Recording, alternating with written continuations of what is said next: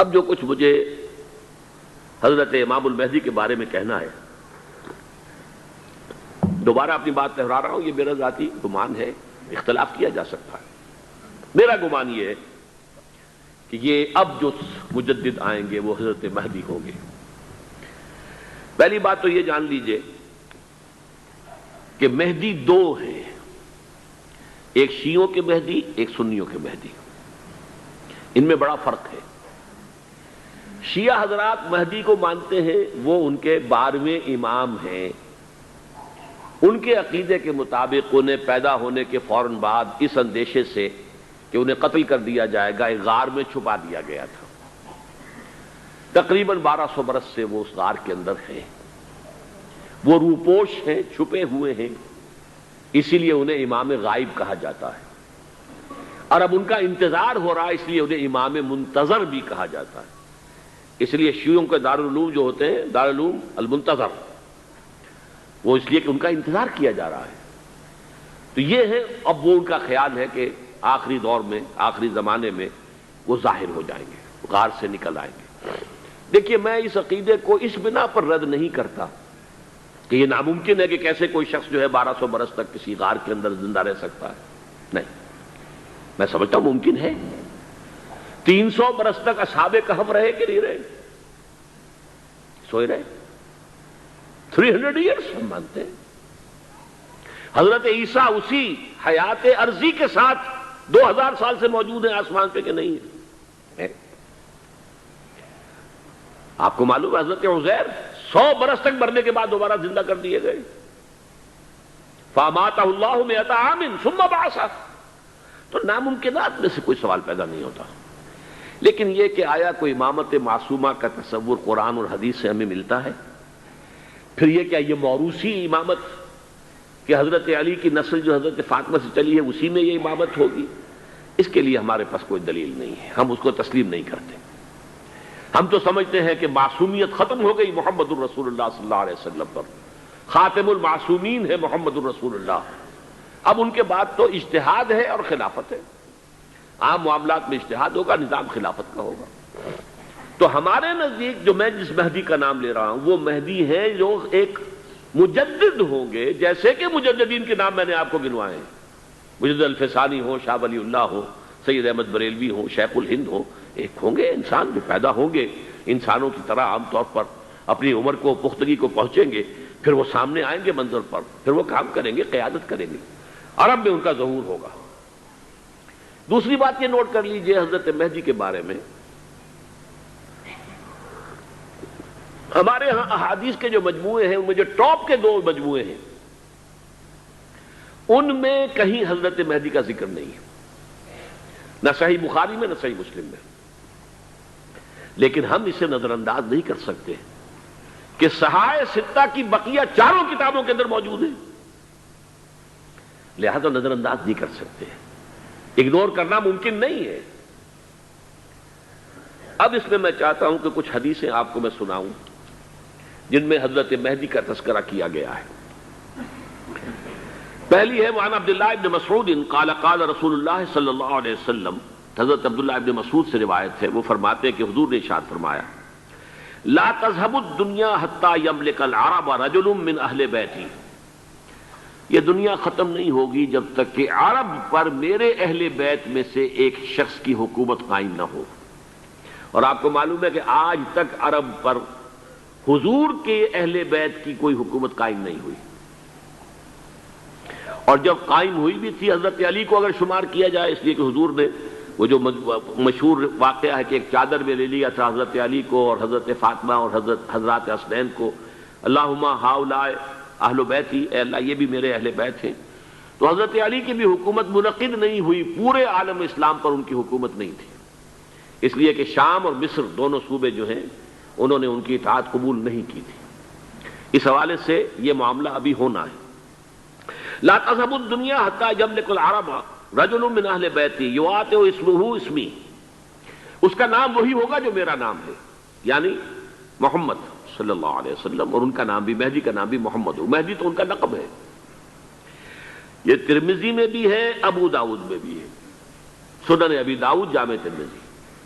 بلکہ ابو داؤد میں ایک اور روایت ہے، قال، حضور نے فرمایا، لو لم یبق من الدنیا الا یوم، اگر دنیا کی زندگی میں سے کچھ بھی نہ بچے سوائے ایک دن کے، لطول اللہ تعالی ذلک اليوم، تو اللہ تعالیٰ اس دن کو لمبا کر دے گا، حتی یبعث فیہ رجلا منی، یہاں تک کہ میرے خاندان میں سے ایک شخص کو اٹھائے گا، من اہل بیتی، میرے اہل بیت میں سے، یواطئ اسمہ اسمی و اسم ابیہ اسم ابی، جس کا نام میرے نام پر ہوگا، جس کے والد کا نام میرے والد کے نام پر ہوگا، محمد ابن عبداللہ ان کا نام ہوگا، اور وہ یملأ الارض قسطا وعدلا کما ملئت ظلما وجورا، وہ سرزمین عرب کو عدل اور انصاف سے اسی طرح بھر دیں گے جیسے کہ وہ ظلم اور زیادتی سے بھر چکی ہوگی۔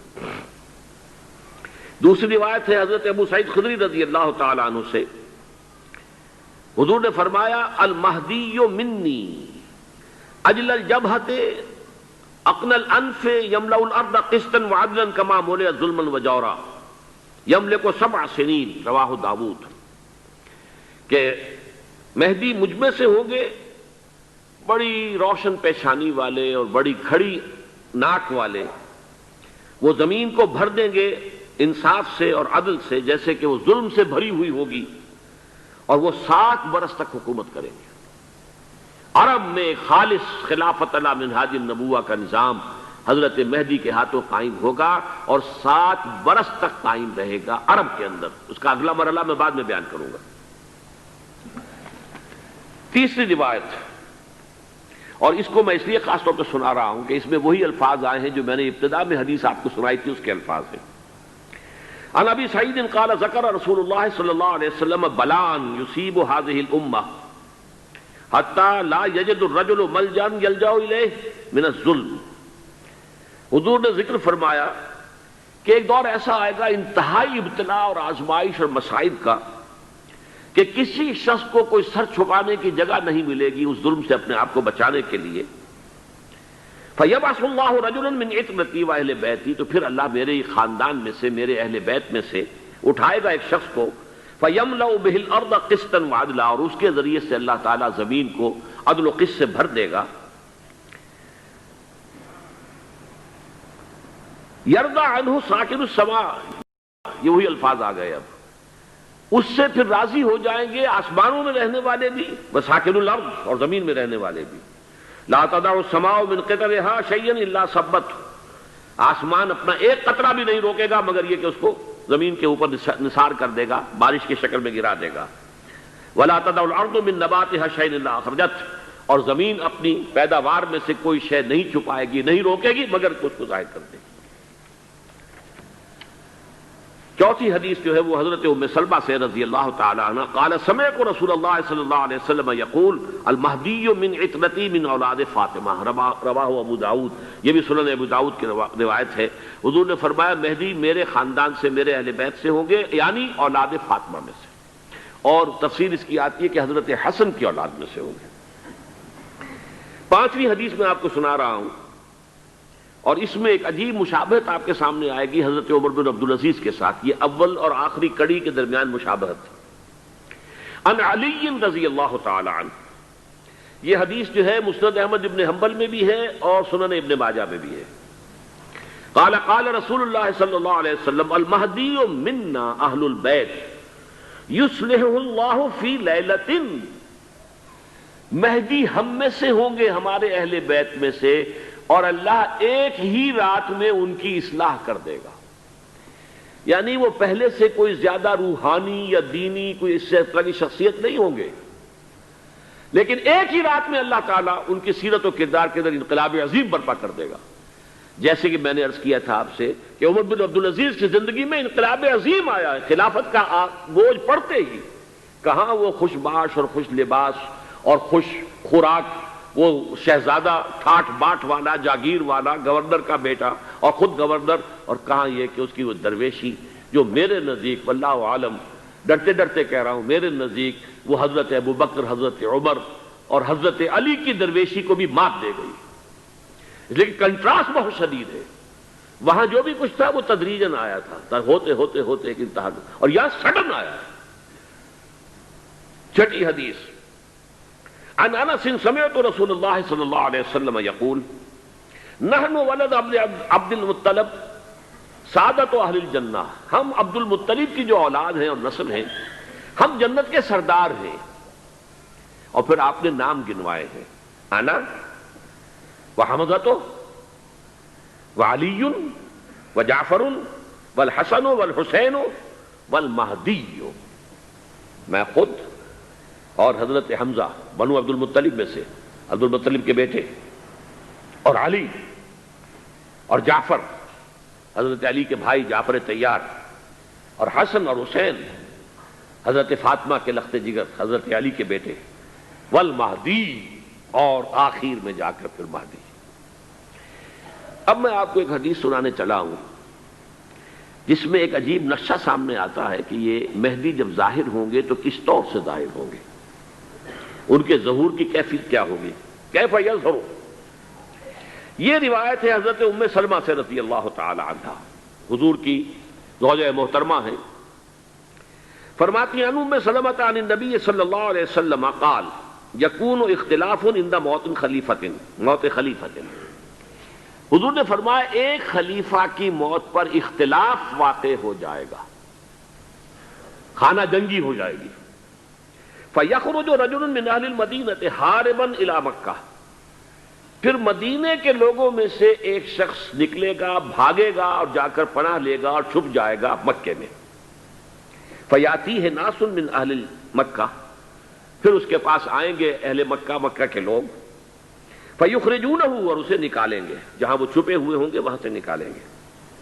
وہو کارہ، اور وہ بالکل اس کو پسند نہیں کر رہے ہوں گے، نہ وہ خواہش مند ہوں گے کہ ان کے ہاتھ پر بیعت کی جائے، نہ وہ یہ چاہیں گے کہ وہ میدان میں آئیں اور ان کو جو ہے اپنا لیڈر مانا جائے. وہو کارہ فیبایعونہ بین الرکن والمقام، لیکن لوگ جو ہے پھر اصرار کے ساتھ ان کے ہاتھ پر بیعت کریں گے رکن اور مقام کے درمیان. رکن وہ کونا ہے خانہ کعبہ کا جس میں حجر اسود لگا ہوا ہے، اور مقام ابراہیم جو ہے، ان دونوں کے مابین جو یہ علاقہ ہے یہاں پر وہ بیعت ہوگی. وَيُبْعَثُ إِلَيْهِ بَعْثٌ مِنَ الشَّامِ، ان کے خلاف ایک لشکر بھیجا جائے گا شام سے. نہیں کہا جا سکتا کہ باسی حکومت اس وقت کی جو ہے اس کی طرف سے کوئی مسئلہ اس طرح کا اٹھ کھڑا ہو، اس لیے کہ ابھی تو بہرحال باسی حکومت وہاں ہے.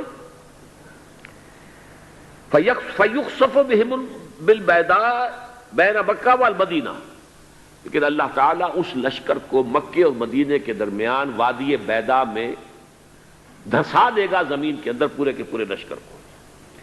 فَإِذَا رَأَى النَّاسُ ذَلِكَ، جب لوگ یہ دیکھیں گے کہ اتنی بڑی نشانی ظاہر ہو گئی، أَتَاهُ أَبْدَالُ الشَّامِ وَعَصَائِبٌ من العراق فیبایعونہ، اب شام سے سارے کے سارے جو اولیاء اللہ ہیں وہ بھی آئیں گے، اور عراق سے جوق در جوق لوگ آئیں گے اور ان سے بیعت کریں گے. وَيَعْمَلُ فِي النَّاسِ بِسُنَّةِ نَبِيِّهِمْ، پھر وہ عمل کریں گے لوگوں کے مابین، حکومت کریں گے اپنے نبی کی سنت کے مطابق. وَيُلْقِي الْإِسْلَامُ بِجَرَانِهِ، اور اسلام اپنی گردن زمین پر ٹکا دے گا. وَالْأَرْض فِي الْأَرْض، زمین میں. فَيَلْبَسُ 7 سنین، پھر وہ 7 برس تک حکمران رہیں گے. ثم یتوفا، پھر ان کا انتقال ہوگا. ویصلی علیہ المسلمون، اور مسلمان ان پر نماز پڑھیں گے. یہ جو میں نے آپ کے سامنے نقشہ کھینچا ہے،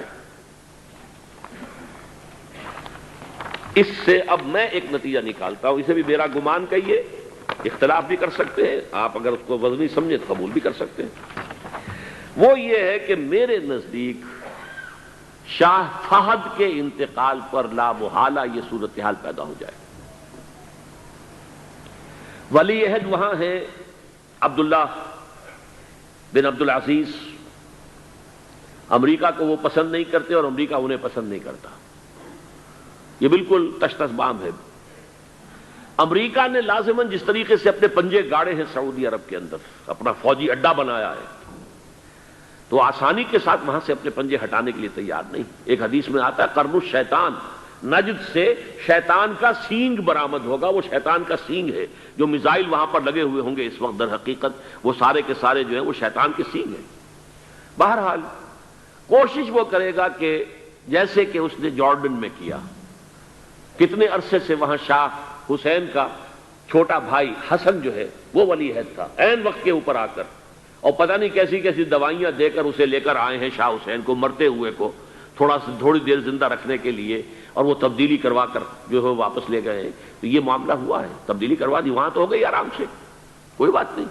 بحرین میں بھی غالباً ایسا ہی معاملہ ہوا ہے، واللہ عالم، مجھے یاد پڑتا ہے کہ وہ چاہتے ہیں کہ ہمارا پسند کا آدمی آئے۔ اگر سعودی عرب میں یہ کام کیا گیا تو اس کا لازمی نتیجہ خانہ جنگی ہوگا، اس لیے کہ وہاں کی روایت یہ بڑی سخت ہے، بڑی پختہ ہے۔